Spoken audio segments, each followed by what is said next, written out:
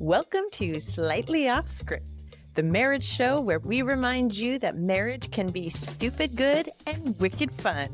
I am one of your hosts, Bethany Needham, but honestly, the lesser of the two, because next to me is the ever incredible, my favorite human being, Andrew David Needham.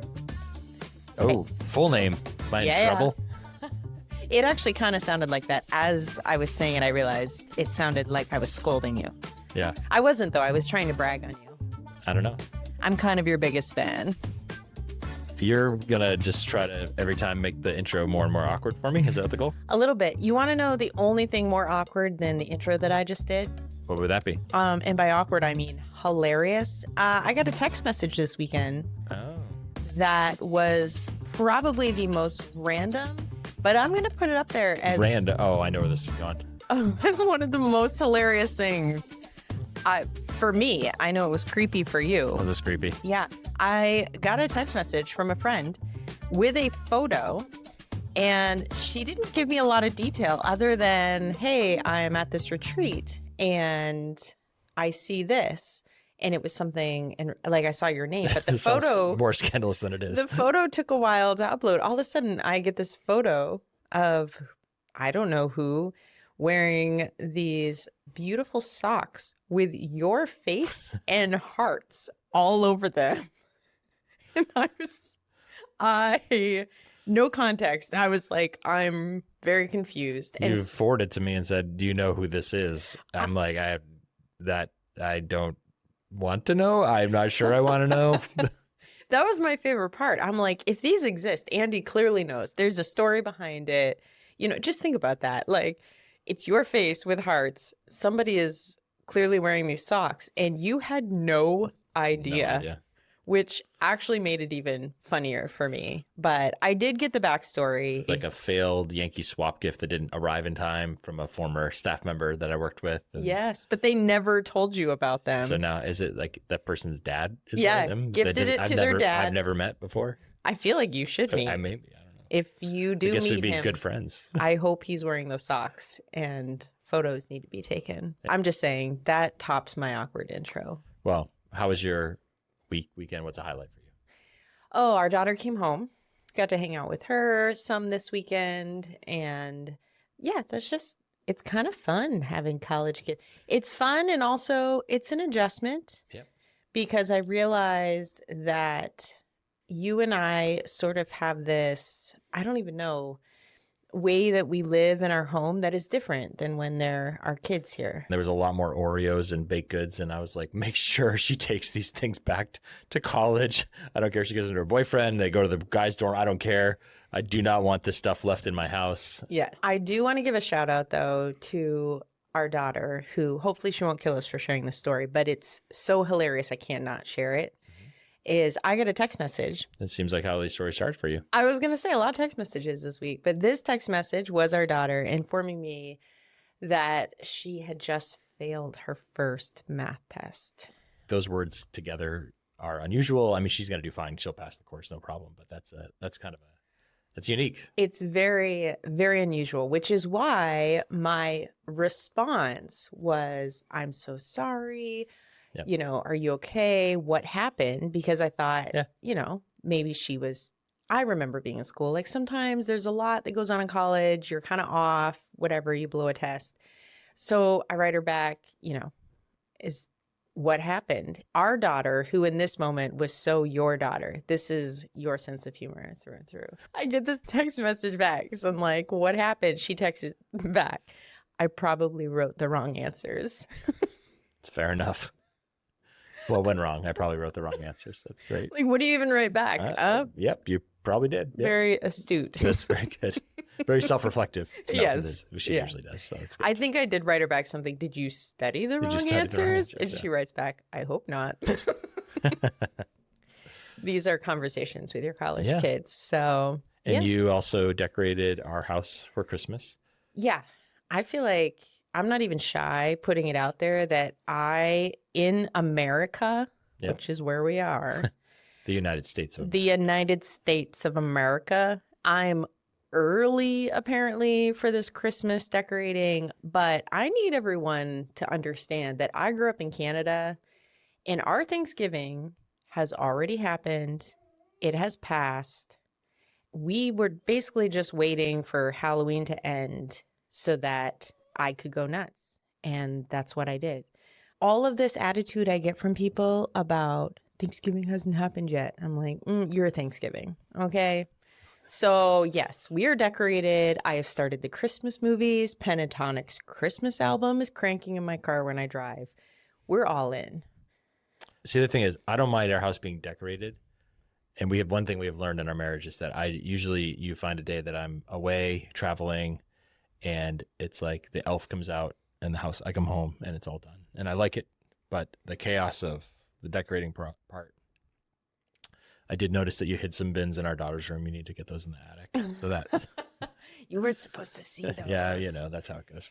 Truthfully, I feel like it took us a long time to find our groove in this because there were some fights that would happen leading up to Christmas because I put a lot of expectation into what decorating, getting the tree, all of that looked like.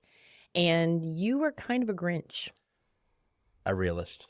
No, not a Grinch. I'm not a Grinch. No, I'm not. I love Christmas. You know that. I just love different parts of Christmas than you love. So that means you call me a Grinch. I love the part that's about Jesus. Okay.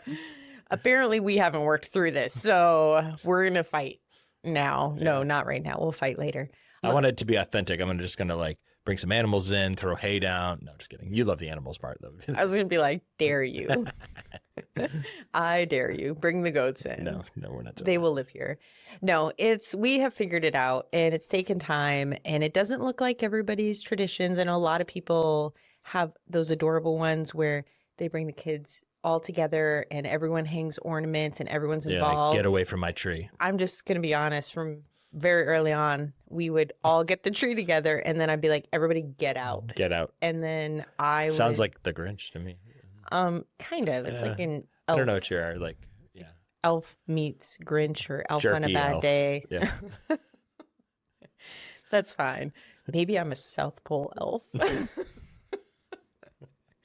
Elf on a stick. Okay, that was actually very well played. Hurt a little, stung a little. We should probably get into the show today. Yeah. All right, so we're going to actually start by having a listener question. So this is from our friend Katrina, and we met her on a mission trip in Mexico. Their family came to New England. Her and her husband serve at a church in Connecticut, and they have 40 kids or something like that? I don't know. Sure. How many do they? I don't know. Is it 5? What is it? Yeah, I love that you went with 40. I figured I'd just shoot a little high. All right. So here's Katrina's question. So would you rather be able to go back to the start of your marriage and do it all again, knowing what you know now? Or would you like to know what's going to happen for the rest of your marriage and be able to go into the future with foresight? Ooh, that's a good question. I also was thoroughly entertained that after your 40 kids joke that you can hear a baby in the background. There's always a baby. That's fantastic. So would you rather? No, that's my answer. C, none of the above. None of the above. Both of those kind of sound like a nightmare. Right, but if you were forced to choose foreknowledge of what's ahead or being able to go back to the beginning, but being who you are today, what would you pick? Okay, if I had to choose, I'd go back. Being who I am today, I think. But honestly, no. It kind of reminds me of the Back to the Future thing where it's like you're going to mess something up and all of a sudden all the dominoes are going to go off. Yeah. I would be the same as you, I think. Yeah. You can't choose the same. Well, that's not fair. There's only 2 options. You have to know everything that's coming. I don't think I want to know. That's kind of where I'm at. I mean, I've always joked that if anything ever happens to you, I am not remarrying because... Took you this long to get me in line. No, it's just you go into it and you don't know what to expect, so you kind of grow. So I ruined you. You're like, no, I cannot do this. You broke me. Okay. Well, on that lovely note, let's talk about our marriage values. It's so cynical. This is supposed to be the positive. Like, we're telling people how awesome marriage can be. I think it's because it's the afternoon and our sass is kicked in. Yeah, the sarcasm is like, that's at an 11 right now for you. All right. All right. I'll take it down. Okay. We were thinking about this podcast. We said, hey, we need to kind of frame what we're going to talk about around some core values. And we tried to synthesize. And we just started using the whiteboard, and which is always, how good brainstorming happens.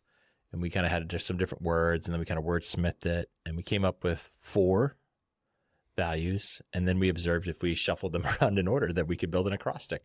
Yeah. So do you want to share like what they are and how that came out?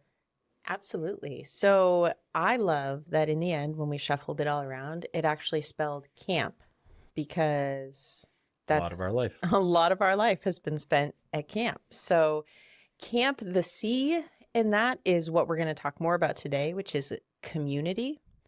And then A is for authenticity. M is mission, and P is play.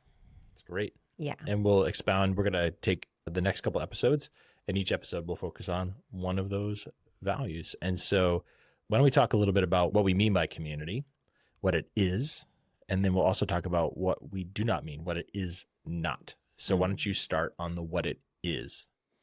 One of the big things when I think about community and what it is trusted and safe.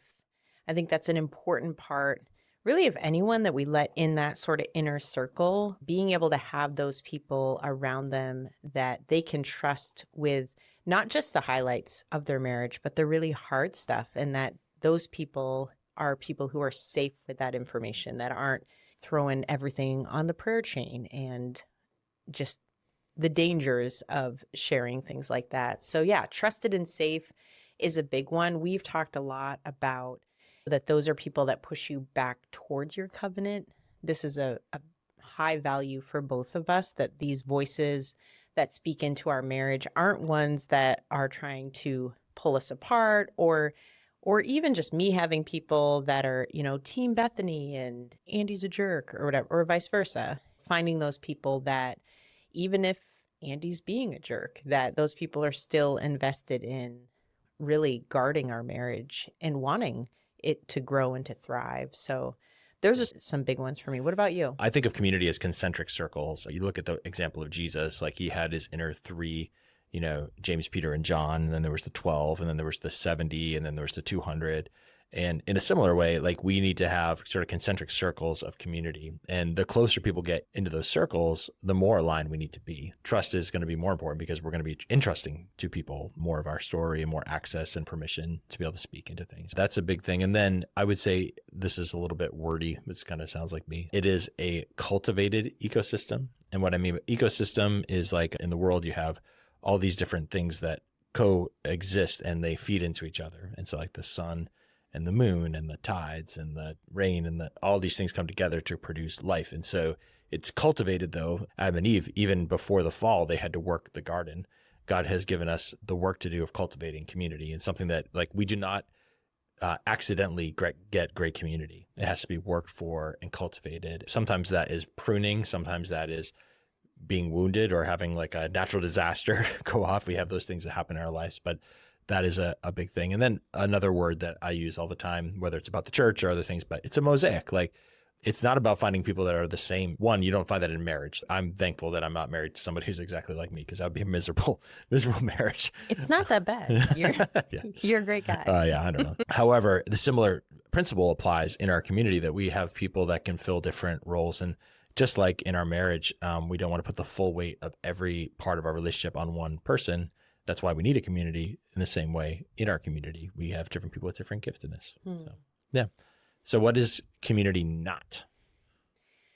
Well, one of the things that has, especially at this stage in our marriage, is the realization that it looks different in different seasons of our life. Yep. And I have been guilty for sure of struggling with sometimes just almost holding on to a previous season and wanting community to look a certain way, and rather than being sort of that flexible, being willing to look at, okay, what does life actually look like right now, and what does it mean to cultivate community in this season. Realistically, when we were younger, our kids were younger, I actually felt like for me, in some ways, community was easier in terms of getting together with other wives or moms when our kids were little. They were not in school yet, and lots of connection and things like that. And then it got harder when our kids got older and busier and they weren't driving yet. So we were driving them everywhere. Yeah. And so, yeah, just those shifts. And even now, this has been kind of true of our story, being the age we are and having our kids grown and gone. We're having to sort of figure out, what does community look like, which we've said to friends, you know what, at this stage, we have probably more flexibility than some of our friends. For us, it means being willing to like make the drive and go to people's homes and sit with them and spend time with them. And so, yeah, just it looking different in different seasons is a big one. One thing that is true for us in probably a more acute way, but I think everybody experiences this a little bit, is that you find relationships in community where people might be the same age or the same step in their vocational pursuits or the same stage in their parenting. And it's, partially because we got married young and had kids right away. Like, I've had to learn, that's the mosaic part, is that I'm going to have people, like the people that are going to speak into my parenting that have been where I've been are going to be probably quite a bit older than me, because, we're in our 40s and have kids in college. But that doesn't mean that I can't have people that are my age to speak into my personal development or vocational development. Again, that's why that mosaic thing is so important. I agree. And I think that's part of being intentional with your community and not just surrounding yourselves with people that sound like you and look like you and do everything like you, but having that mix of voices and ages and stages is huge. Because I know for me, I've learned so much, even just in terms of our marriage and our family, from those people, like older retired couples who I've just learned from watching them or listening to them, but also my young mom friends and watching them and in their own journey. So it's definitely something that takes real intentionality, though, to do, because otherwise, honestly, busyness, I guess, confession, it would be easier sometimes to just hang out with you all the time and not bother inviting other people into that circle. What else is marriage not? Or community, that too. Marriage and community. I was about to be like, this could apply to both. Yes. It is not easy. Community is not easy. I think there's a fun part of having people in our lives and our friends, but when you're really actually walking life with people and you're in deep community where you're sharing not just the good things and the fun things, but also the hard things, it's not easy to do. And again, we could overuse the word intentionality, but it could be easy to just have fun with your friends and call that community. And I think where the work comes in is when there are times to have those hard conversations or to be vulnerable about, hey, we're really struggling right now, and could you pray with us? Let's back up even a little bit more, though. Like, I know for me, about a decade ago, I was in a transition in life, and I realized that, I'm naturally wired to be a connector of people. So I have a phone full of contacts, and I have a lot of like acquaintances, and I would even say a lot of friends. But I realized that I didn't have that inner circle of community, that like really close group of people, like people that knew me and walked with me, the people that you text every day and talk to every week. That required me finding somebody and finding two guys who had what I didn't have, and being willing to put myself out there and being like, will you be my friend? Please check yes or no. It was not like that. But it was kind of that risk factor. And, I've had other relationships I pursued where it's like, it's either been hurtful or just has not gone anywhere. And that happens sometimes. And it could be my fault too. Like maybe I didn't show up in the right way. But this has helped to have really close relationships and have people that, like you said before, are pushing me towards covenant and are not marriage saboteurs. I think one of the main dangers that we see as a thread when people struggle in marriage is it's very easy to find yes people who will agree with you in your dysfunction and kind of just affirm. Now, it's very different if there's something like you're physically unsafe or emotionally being abused or those type of things. So we want to be careful not to say that. Like those are situations where you've got to find people that are going to say, hey, we need to step back and get out of this situation, maybe towards reconciliation, maybe not. But it's another thing when it's just what I would maybe call the ordinary dysfunction of life, our ordinary sinfulness that shows up, that we would find community and find people that would be willing to push us back towards our covenant, back towards repentance is a really, really key thing. Yeah. No, and I agree. That term marriage saboteur, it's one of those where I know in circles with women, sometimes this can be such an easy thing to fall into, like the complaining about something about our spouse, and then, the girls all get around and it's like it becomes, I don't even know, what do they call it? The hen house? Like it just all the girls go crazy, and it has this sound of like support. We're all coming around each other. Oh, girl, I got you. And there is a part of like loving our friends and obviously supporting our friends. But then there's the other side of actually being the friend that's willing to say the hard thing.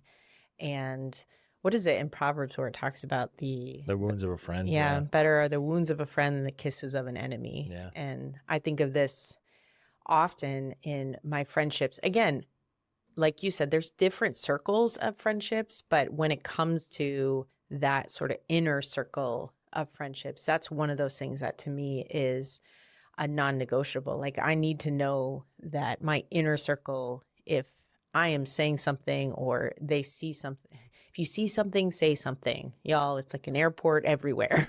Like speak up and in love, obviously. And that comes back to that's sort of those areas where this is the part of community that's not easy because it's not fun to do that, but just the benefit of that in relationship. And we need that in our marriages. Yeah, absolutely. So let's pivot, and we have some other questions that we're going to answer. And this comes from some close friends of ours. Chris is one of my best friends, and Laura is one of your best friends. And we're going to get into these questions from Laura. So are you ready? I don't know. Hello, mates. It's Shearsha Bogdum Turf Cutter. I'm here to ask a very important question. Bethany and Andy, if you could assign a fruit for each other, what do you think each other's fruit would be? You have to give some backstory to this. She is going to kill you for introducing her by name. You outed her. What was it? Shearsha I don't know. What in the world? Apologies to the nation of Ireland and to any of our Irish listeners. I don't think Ireland wants to claim that. No, I don't think so. Oh, gosh. I think the only backstory is this is why her and I are really good friends. Okay. There was another one that she sent in. I don't know if this is going to play right. Shanae from Arkansas. I have a very important question for Bethany and Andy. Bethany and Andy, what does Netflix and chill mean? I hear it all the time. I just don't understand what it means. We'll have to send her a private message on that one. But I think it has something to do or benefit. Oh, gosh. This is why you need good friends and good community, because these are when you ask for questions, and this is the response that you get. I think they should know us well enough to not send us this type of material without knowing that it might make its way into what we produce. Yeah, so. I think I was going to say Laura is going to kill you, but then she's probably also not going to be surprised. No. But we have a serious question, though. Wait, you didn't answer either of her questions. Okay, how do you know they're not serious? I have one word. No. We're not answering that question. I think we all know. No, that's for a different show. That's the Way Off Script show. Okay. Follow me. Regroup. Okay, I'm ready. I'm ready. Okay, I think this is a serious question. We'll see how this goes. With the holidays coming up, Bethany and Andy, what holiday traditions did you each have separately with your families? And how did it work when you brought them together? I have an answer for this one. We've had to deal with the fact that our family dynamics are radically different in terms of extended family dynamics, gatherings. So explain like your extended family. You have 4 siblings who are all brothers, but they're spread out. You don't have any aunts and uncles. Well, my dad's an only child. Yeah. And my mom is from a family of 4 kids. But yeah, my family was not like your family. We weren't getting together for every single holiday I've never even heard of before. Yeah. So my mom is one of 9 children, and my dad's not far behind that in his family. And so like aunts and uncles, cousins, and a lot of them, not all of them, but a lot of them are concentrated in New England. And so it is, you know, if it's Arbor Day, there's probably a barbecue somewhere. And so. And barbecue. And Arbor. That's pretty funny. That's the sound I need. That's a pine joke if I've ever heard one. Oh, God. This is going downhill This quickly. is going downhill fast. Yeah. So, but I think even around like, especially major holidays, Thanksgiving and Christmas, as our kids get older, as my siblings started to have their own kids, I feel like there's been multiple recalibrations. We've had to kind of work that through in terms of what that looks like in each season. My answer to the question? Yeah, go ahead. Eggplant. Oh, sorry. I'm a couple behind. My answer to this question is... You know that's not a cooking answer because have you ever cooked an eggplant in your life? Never. Okay. I've cooked very little. Traditions in my family. So the one thing that comes to mind is I grew up for a long time, we did not have a Christmas tree. We had one of those light up plastic manger scenes. Do you know what I'm talking about? They're like Jesus. They're like plastic Joseph, plastic Mary, and little plastic baby Jesus, and you plug them in. And I think part of that is why I came into our marriage with some sort of weird, like fierce attachment to having real Christmas trees. And that was something that we had to get on the same page with because Christmas trees were not cheap and we were not rolling in the dough. So there was... Who even knows what they cost now? Because you finally did convert eventually to a artificial tree. But that was a rough one for us to kind of get on the same page, and you finally agreed with me and it was great from then on out. So it's like a budget item. Bethany's obsession with Christmas. Yeah, but that's the only... Other than that, I don't feel like I know a lot of people go through the tension of who do you spend Thanksgiving with? Who do you spend Christmas with? And I don't know, like I feel like it's changed year to year, and we like to host. I always figure with holidays, you're either traveling or you're cleaning, one or the other. And so it'll be different this year because we have new realities of even this last 2 years, we've had different realities going on. So that's okay. Yeah. It's interesting. One thing that has been interesting as your kids get older is the things that they cling on to for traditions that you like realize like, oh, they really care about whatever that is, like charcuterie and watching Home Alone or whatever things that we've kind of built in that they're like, no, we have to do this. We have to watch this movie. We have to do this type of thing. So, yeah, I actually love that because I don't feel like I actually had a lot of really strong traditions year to year, other than plastic baby Jesus was a big one. But it's fun to see our kids, the things that now when we're talking about, okay, what do we want to do for, and they'll start listing off like, these are the things that we do. So I love giving gifts. We'd have a lot of things under the tree because, you know, when they're younger, you can spend $50 and buy 5 gifts. And I like to say that as they get older, the gifts get smaller, but more expensive. Yeah. But we've kind of pivoted more into like last year for each other, like our gift was more experience based and like, hey, we had a vacation coming up on the horizon. We're going to do some things connected to that. So that's another thing that, I think we've changed over the years, and that's kind of us coming together and recalibrating things. So yeah, I'm looking forward to it. I love this season. Our daughter put in all of her Thanksgiving requests. I'm looking forward to her annual PowerPoint presentation of what she wants for Christmas. That usually is shown at Thanksgiving. So okay. So what is your favorite Thanksgiving side? My like, favorite, not turkey or like. I really like stuffing. Yeah. I like stuffing, mashed potatoes. Cranberry sauce. Are you like, do you like the one that comes out looking like a thing of jelly or like with the actual cranberries in it? Because I'm more like the fake, like go just. Yeah. No, not the real cranberries. No, we do not want real cranberries. No, that fake stuff that's still shaped like the can. Yeah. It has the lines on the side of it. Yes. Perfect. And it like makes a sound when it comes out of the can. Yes. Now I want cranberry sauce. I know. It's going to be soon. And then the best is having the sandwiches, like when you can make the leftover sandwiches. It's going to be good. Yeah, that'll be great. All right. Well, this is the first episode where we're going to send it into an interview. I have not heard the interview yet because you haven't done the interview yet. I was wondering where you were going with that.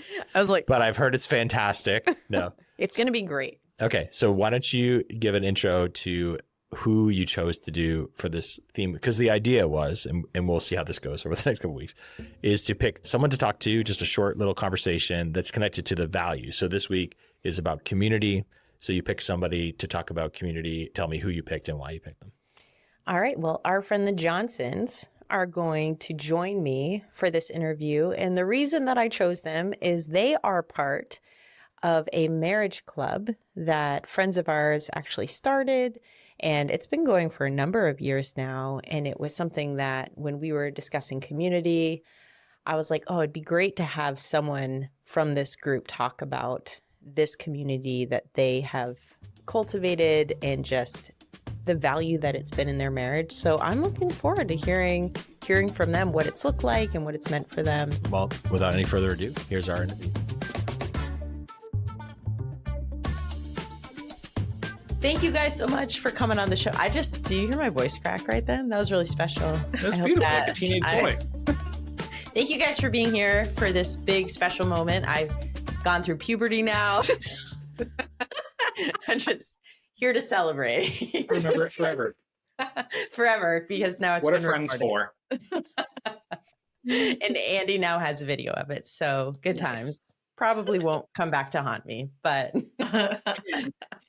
thank you so much for being willing to come on the show. So I obviously know you guys, but there may be listeners who don't. So can you just take a couple of minutes, introduce yourselves, tell us a little bit about who you are? Well, my name is Ben Johnson, and I have been married to my wife, Bethany, for 13, almost 14 years. Mm-hmm. Yes, I got it right. I'm a youth pastor or next gen pastor at a church in Hudson, Massachusetts, Grace Church. And I am a guidance assistant at Whitensville Christian School. We met at Camp Berea. Wow, another camp couple. Yes. It's adorable. See, it does work, people. I'm just saying. You gotta do it the right way. You got to do it the right way. Very true. Very true. Well, part of why I was really excited to have you come on the show is I have heard whispers, rumors, just hints here and there of something I believe is called the Marriage Club. And I'm just wondering maybe if you could share with us a little bit about what this Marriage Club is. Yeah, it's a little bit like, those speakeasies where you got to knock on the door and there's a password for it. So that's how you get in. And there's not that many people involved. So the fact that someone broke the NDA, we're going to track them down real quick. It goes back to the camp director at the camp that we met and worked at for 12 years. We had asked him to marry us, and he had actually married a couple other couples before us. Ceremony. That's true. He didn't marry them all. We have to be very clear about that. It's not that type of marriage club, guys. Let's be kind clear. of marriage club? We operate out of Utah. But, No. Gosh. But part of the marriage kind of counseling that we went through as we had asked him to marry us, he said, hey, we want to bring in one of the couples we've married before and have him kind of share with you, hey, what was nonsense that we said that they felt was just like, hey, this didn't help us. We don't know if it was true. We think it's just their problem. Or like, here was things we wish we had heard. Through the experience, we actually said, well, it'd be kind of fun if we could get, a couple of the other couples. And they had said, hey, that would work. And it worked out for everybody to come. And so once we had kind of done that, because he had done it before just with a single other couple, and then they added another couple when we did it. And then there were several others that also asked this key individual, Nate Parks, to marry them. And so it slowly began to add as people would say, hey, like, I would like you to perform the marriage ceremony. But the big thing that kind of grassroots tied it together, because I do think it'd be really challenging to duplicate like forcefully this experience, was as every couple came in, they said, yeah, we want to let others into our life and we are willing to do this and hear their story. And so what became just, we only did it when somebody else was going through this counseling. We decided to start doing it annually or biannually, or the reality is life is what it is when we can. And we've kind of consistently settled on like twice a year. We try to get together and then have group chats where we harass each other, because that's an important part of a marriage club. Yeah. Harassment. I love that. Yes. First of all, I just think the little bit that I've known about it, It's part of why you like this came to mind is I think there is not enough of this kind of community that exists, Definitely. especially with marriages nowadays. Having those people, I love, Ben, what you shared, the willingness to speak into. I just think it's a cool thing to be like, hey, we want to bring this couple in and just have them tell you straight, like what was helpful, what was not. I wonder, what are some of just the greatest value that you've gained from being a part of this community? The things that you've seen maybe in your marriage that have been a benefit? I definitely think just having a group of people that you feel really comfortable just sharing everything with. There are things that only Ben and the people from Marriage Club know, because it's that type of space where from the very beginning, it was just constantly said, this is a safe place.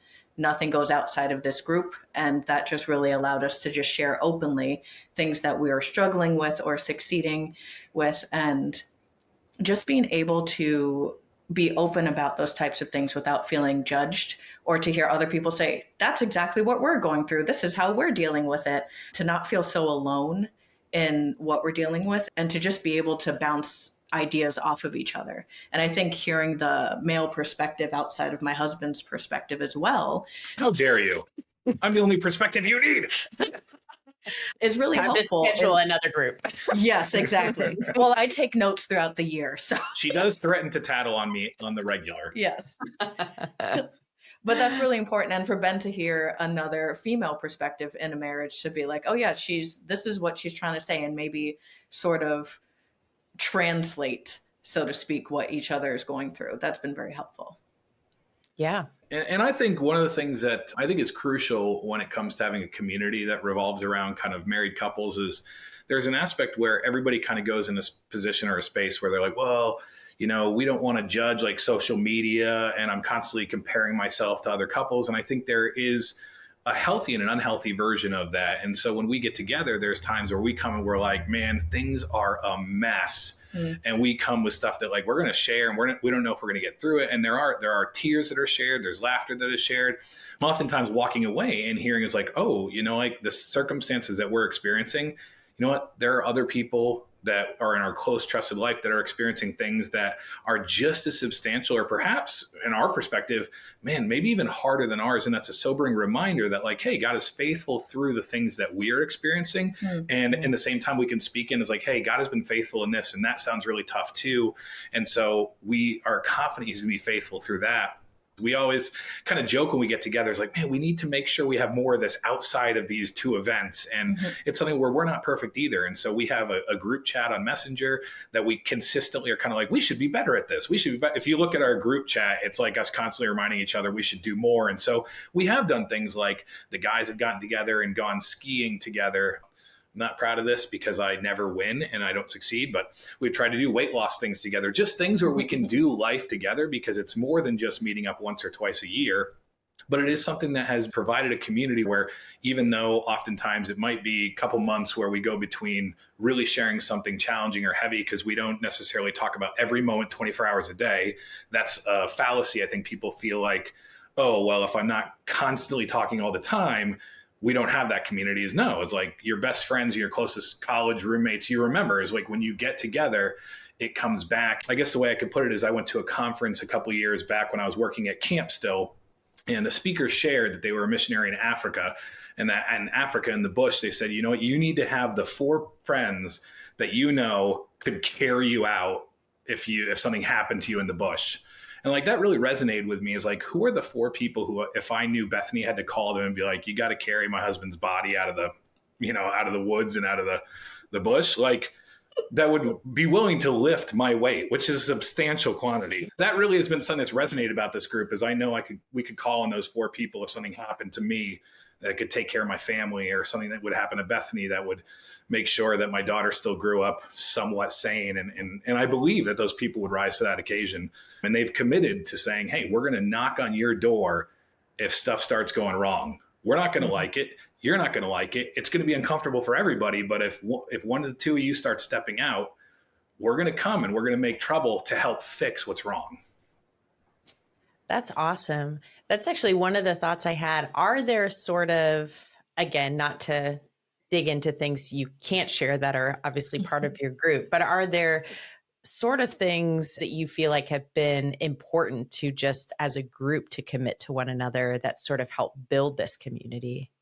Well, I think, and I'll give my wife time to process and talk, as I've learned that through Marriage Club, is different people communicate in different ways and need more or less time.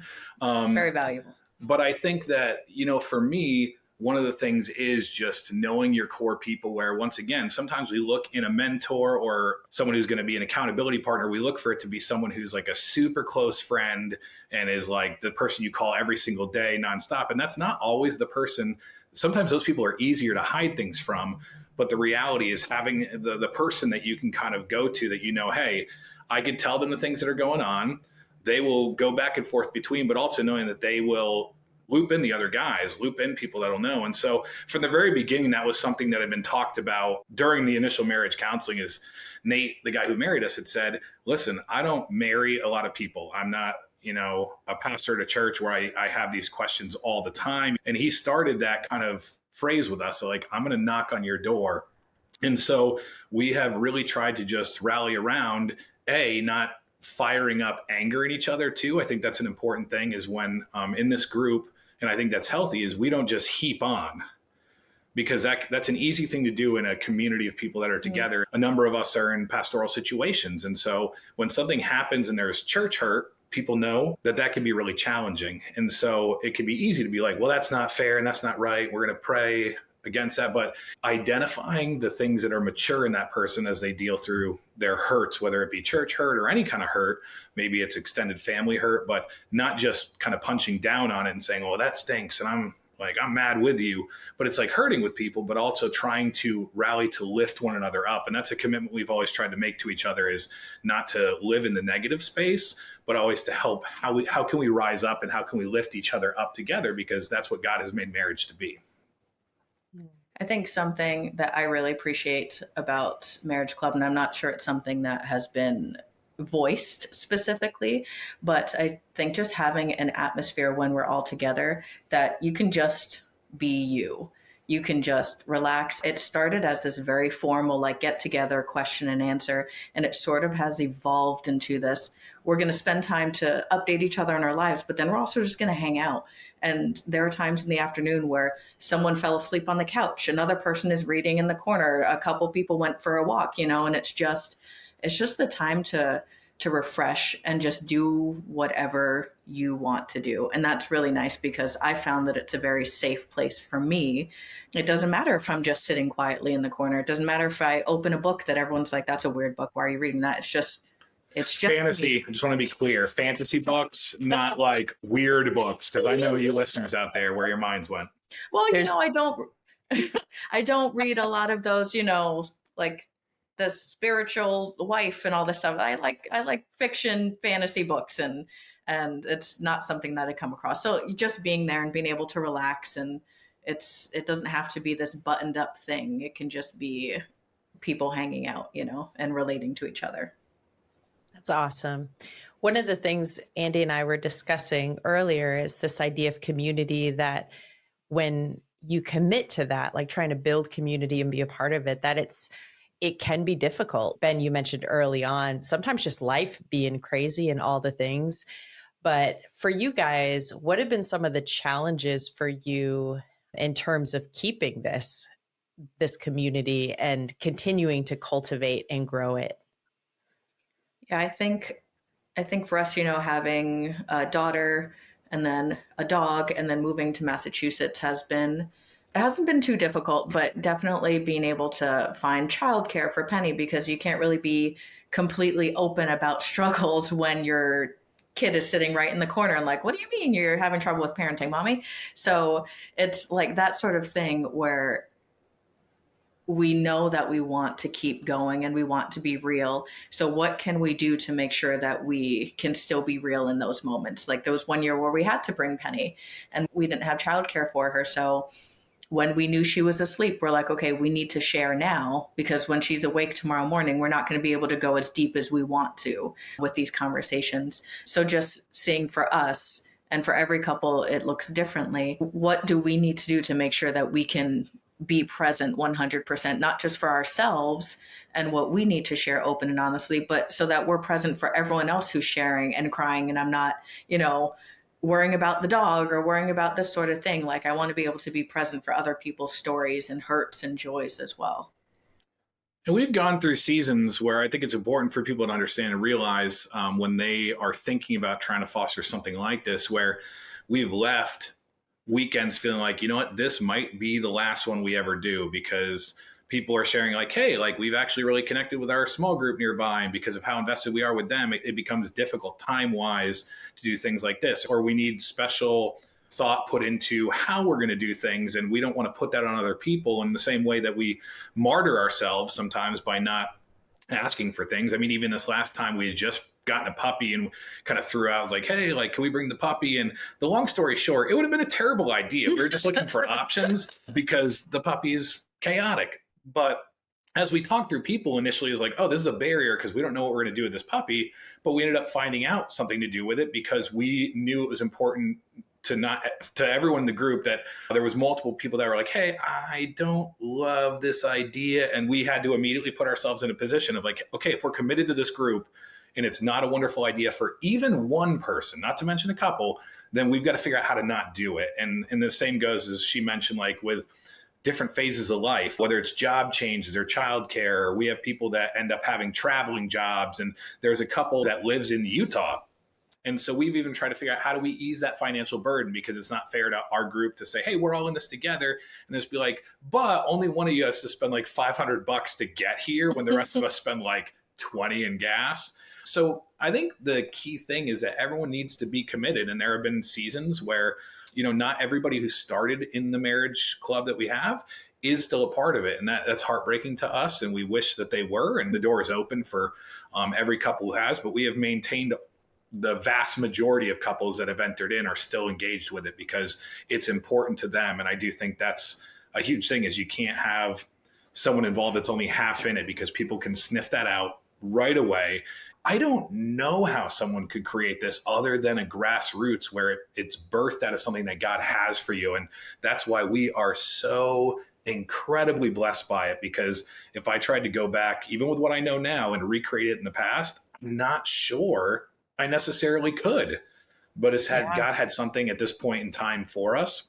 And I think that there are people out there that God does have this for them at this point in time, but it might just be a fear that it would fail, or a fear that they don't want to try it if it's going to fall apart. And I think that keeps people from seeing that, hey, this is something that God has for me.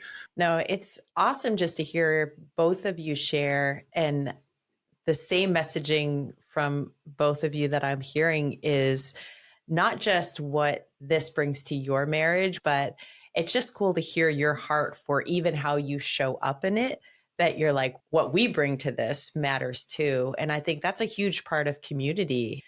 I honestly think as people are listening to this and maybe they're thinking like, gosh, what would that even look like? Just thinking about, first of all, it doesn't need to start with a bunch of other couples. Maybe it's just finding one other couple and you start there.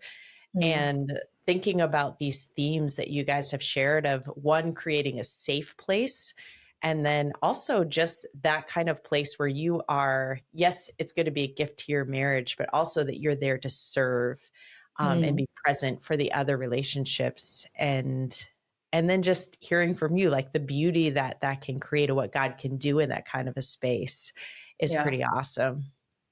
And I think that, to people who are interested in doing something like this, the thing that I think has held us together for, now, I mean, so we're not even the couple that's been there the longest, but we're more or less there for kind of the inception at 13 years. So it probably goes back to 15, maybe 16, from when the very first couple engaged, started that first marriage counseling, like jumping back in thing.